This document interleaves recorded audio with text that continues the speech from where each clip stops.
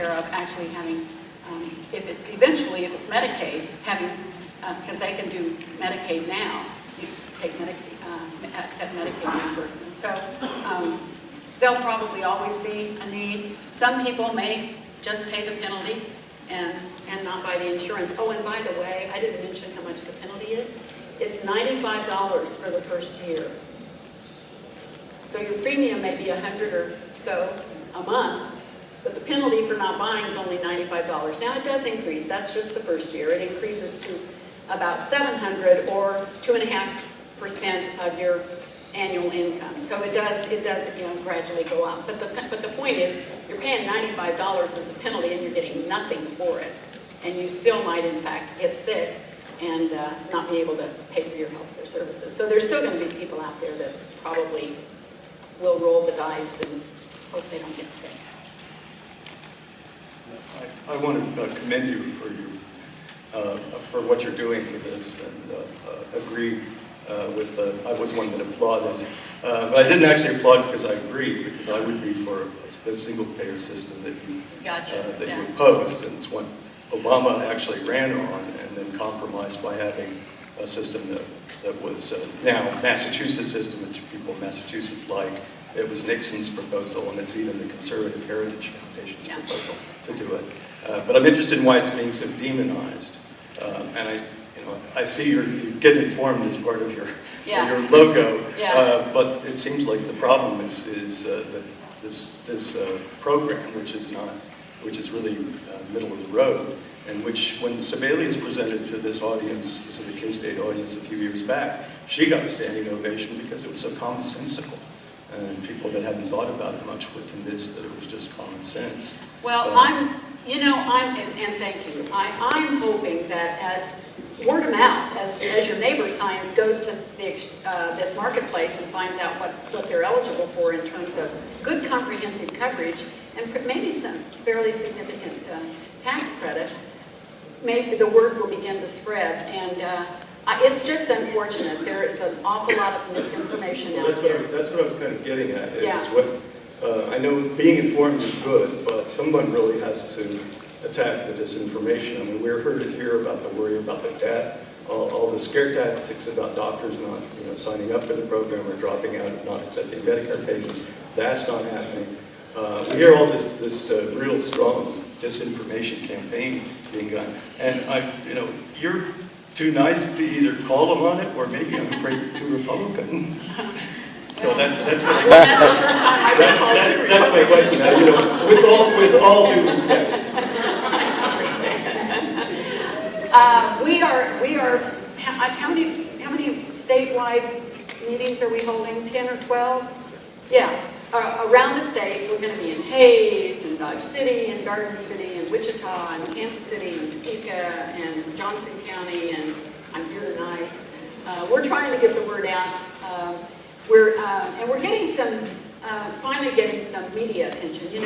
People don't react until it is on our doorstep. And so I'm hoping that we think it's really important that people do get the facts, that they get informed and make decisions for themselves. It is an opportunity for them. I think we applauded because your point about this was immoral. This is immoral because 500,000 people, almost 500,000 people in Kansas don't have insurance, and nobody wants to do anything about that. So. Yeah, well, we do, and I think it's important that we find coverage. We'll go on this side now. I'm obviously a K-State student, like most of us here, and the goal of all K-State students, I would hope, is to get a great education here and go out and find a great job. That's what we're being prepared for, and make lots of money, hopefully, or at least enough where we can support ourselves financially. The example that you gave of the family, they were kind of a lower income, so they're paying less. I would hope that we would want to be in a higher bracket because we're spending so much on our education and working hard in this area. But the thing with the moral obligation, I agree, I feel bad that not everybody can access health care. But it also comes to a point where I feel our government, people are relying on it so much that they don't have to work anymore and that we're supporting them. And I feel like at this point, when people are relying on our government so much, there's no incentives for them to to work and only punishments for those of us who do work so hard? Well, you've made a lot of generalizations about who's out there and who's going to benefit. The problem is we are all paying right now a hidden tax. Most insurance companies tell us that 25 to 30% of our insurance premium today is to help offset the cost of people who don't get insurance and end up in our emergency rooms. And if we're going to bring the cost of health care down, we first have to get everyone covered so that they can get the wellness visits they need. I mean, health care to me it's I'll go back to the moral obligation. To me, it's not a privilege, it's a right in this country to have access to health care services. But is a moral obligation something that we should set laws on? Well, we have a lot of laws that don't let you speed because you might injure someone else. You have to buy auto insurance. That's not so that you can get your car fixed. That's so if you go out and injure someone, they can come to you and get your irresponsibility, not you, the person who injures someone in a car accident. So car insurance is mandated because it's in the public, it's part of the public good. So it falls into that category. We all pay as a society when people aren't healthy. But people who work more pay more for the same health care. No, not necessarily. We've got some of the richest benefits go to some of the highest paid employees. Our major corporations in America today, as I said, 95% of them already provide very comprehensive, that would be more generous than what this essential health benefit package is. I applaud you. I want you to go out there and get that good job. I can tell you, when my kids graduated, I was real concerned that they get a job and they get a job that had good health benefits because you just never know. Today you're healthy, you could be not so healthy tomorrow. And then how are you going to, without health insurance, it's going to be a burden on your family. It ultimately can cause people to be unemployed because they can't get the health care they need. They get sick, they can't get to work, they become unemployed.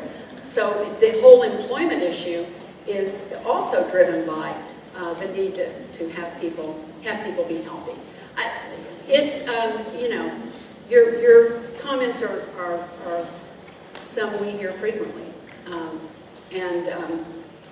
I guess we think it's in the public good to have safe drinking water, and we provide that through the general tax base at the local level. We think it's in the public good to have safe highways, and we provide that through the general tax base at the state and federal level. We provide fire protection because we think it's in the public good. That's paid for collectively by all of us. We provide public schools because we think an educated workforce is important. We provide police protection because it's in the public good. So those are all programs that we've determined benefit all of us, and we all help pay for it. And those that make more pay more for those programs. That's true. Mm-hmm. But it's that's the way a civilized society works. Yeah, it just takes away the incentives of... No, it doesn't. How would that... I don't understand how it would take away. She's brainwashed. The health care and everything that you need, but you don't have to work. Because a lot of people, granted, a lot of people need it, and that's what it's there for, the people that need it. But it's also not monitored probably as well as it should be, because a lot of people are living off of... Well, we have an obligation to make sure that people have access to good jobs, and we have an obligation to make sure they don't take advantage of the system. I agree. Hi. Well, I mean, in regards to what she said, she said she's a Kansas State University student, and a lot of us are, and we're attending a public university because we as a country value public education, but for some reason public health care is a lot more controversial. But my question is different. It's my understanding... That was a good point, by the way. Thank you. I'll add that to my police and fire. Thank you. It's my understanding that children can stay on their parents' health care until the age of 26. Yes. And I was just wondering, because I know that's an issue for some people, so I was just wondering how and why it's set up that way.